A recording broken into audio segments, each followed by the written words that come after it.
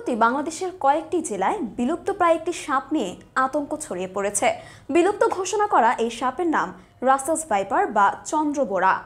দীর্ঘদিন বাংলাদেশে দেখা না গেলেও নতুন করে দেশের ২৭ জেলায় এ সাপের আবির্ভাব ঘটেছে। সবচেয়ে বেশি দেখা যাচ্ছে পদ্মা নদীর তীরবর্তী জেলাগুলোতে। সম্প্রতি ঢাকার কাছে দোহারে এ সাপের উপস্থিতি লক্ষ্য করা গেছে।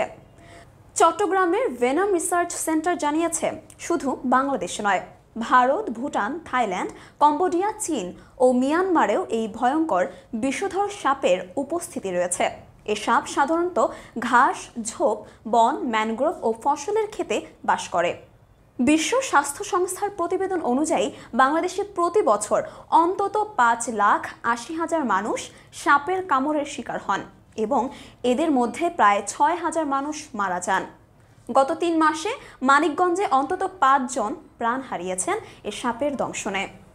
ফেসবুক সহ সামাজিক যোগাযোগ মাধ্যমগুলোতেও সাপটি নিয়ে চলছে বেশ আলোচনা, যেখানে অনেকেই দাবি করছেন রাসেলস ভাইপার বিশ্বের দ্বিতীয় ভয়ানক বিষধর সাপ, যার কামড়ে অল্প সময়ের মধ্যেই মানুষের মৃত্যু হয়। কিন্তু এটি আসলেই কি বিশ্বের দ্বিতীয় ভয়ানক বিষধর সাপ? ডাক দিছে পর আমরা গেছি, যাইয়ে দেখি যে সাপের প্রায় 2 অংশই বাইরে গেছে, কিছু বাকি আছে।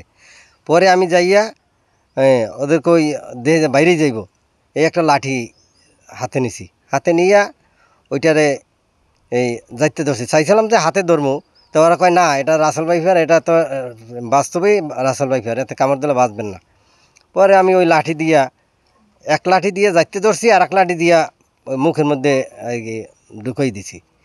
এ বিষয়ে সাপ বিষয়ে গবেষকরা বলছেন, বিশ্বে এখন পর্যন্ত ৩,৫০০-এর কিছু বেশি প্রজাতির সাপের সন্ধান পাওয়া গেছে। এর মধ্যে ৭০০-রও কিছু বেশি প্রজাতির সাপের বিষ থাকলেও সবগুলোর কামড়ে মানুষ মারা যায় না। এক ছোবলে মানুষের মৃত্যু হতে পারে।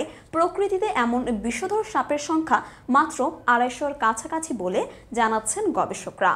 তবে রাসেলস ভাইপার সাপের বিষ দাঁতের দৈর্ঘ্য প্রায় ১৫ থেকে ১৬ মিলিমিটার পর্যন্ত হয়ে থাকে। রাসেলস ভাইপার বা চন্দ্রবোরার এই বিষ দাঁত পৃথিবীতে দ্বিতীয় সবচেয়ে বৃহৎ দাঁত। সাধারণত সব ধরনের সাপ মানুষকে এড়িয়ে চলে, কিন্তু রাসেলস ভাইপারের স্বভাব ঠিক উল্টো, নিজেদেরকে বিপন্ন মনে করলে আক্রমণ করে। বিষধর সাপ হিসেবে পৃথিবীতে চন্দ্রবোরার অবস্থান ৫ম, তবে হিংস্রতা আর আক্রমণের দিক থেকে এটি সবার উপরে। আক্রমণের ক্ষেত্রে এটি এত ক্ষিপ্র যে ১ সেকেন্ডের ১৬ ভাগের ১ ভাগ সময়ে কামড়ের পুরো প্রক্রিয়া শেষ করতে পারে। সাধারণত দিনের বেলা এটি বেশি সক্রিয় আচরণ করে। এই সাপ ঘন জঙ্গল এড়িয়ে চলে আর ঘাসে ভর্তি খোলা মাঠ, ঝোপঝাড়ে আস্তানা গাড়ে। এরা কামড়ানোর সময় সব বিষ ঢেলে দেয়।